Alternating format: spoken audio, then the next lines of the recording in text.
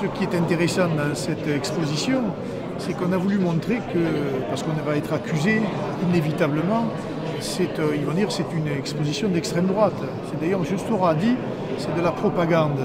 Sauf que moi, j'ai voulu qu'on mette aussi des coupures de journaux de gauche notamment. Il y a Le Monde, il y a le Washington Post, je crois, le Daily Telegraph, il y a Paris Match, il y a aussi des coupures de presse qui démontrent la cruauté et les crimes qui ont été commis. Et ça, c'est pas de la propagande, ça a été la réalité de ce qui s'est passé.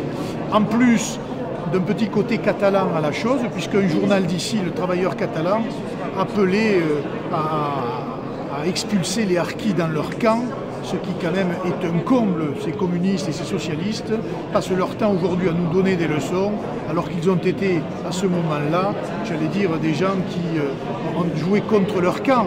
Regardez là aussi la coupure de presse avec Gaston Defferre, qui dit aux rapatriés, allez vous réadapter ailleurs.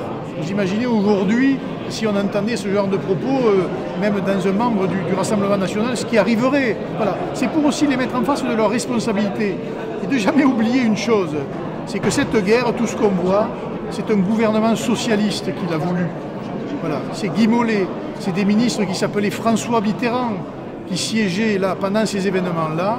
Et donc on ne vienne pas nous reprocher à nous de réécrire l'histoire, parce que malheureusement, non seulement ils ont été à l'origine de la guerre et j'allais dire des événements qui s'y sont passés, mais en plus ils ont trahi les gens qui étaient fidèles à la France, et notamment les harkis, qui se sont battus pour la France et qui, à ce jour, n'ont toujours pas la reconnaissance à hauteur du sacrifice qu'ils ont consenti. Et ça, moi, je me battrai toute ma vie pour que ce soit fait. Ça me rappelle trop de souvenirs. Puisque, bon, déjà, mon anniversaire, c'est le 17. Donc, vous voyez que 2 jours après, je suis né en 49. Donc, j'ai subi tout ça. Et en voyant tout ça, bien sûr que tous les souvenirs me remontent. Mais bon, que faire on n'y peut rien, malheureusement.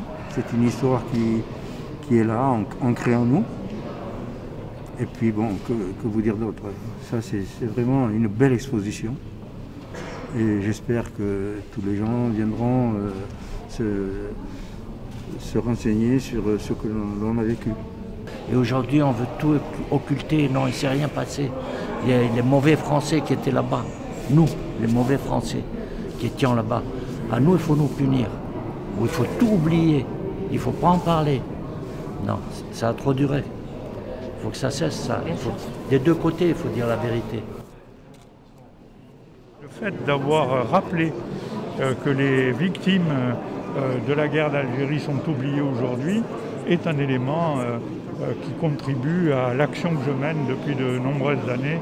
Et c'est pour ça que j'ai tenu à être présent aujourd'hui à côté du maire sur ce sujet. Je serai toujours à côté de ceux qui disent la vérité historique.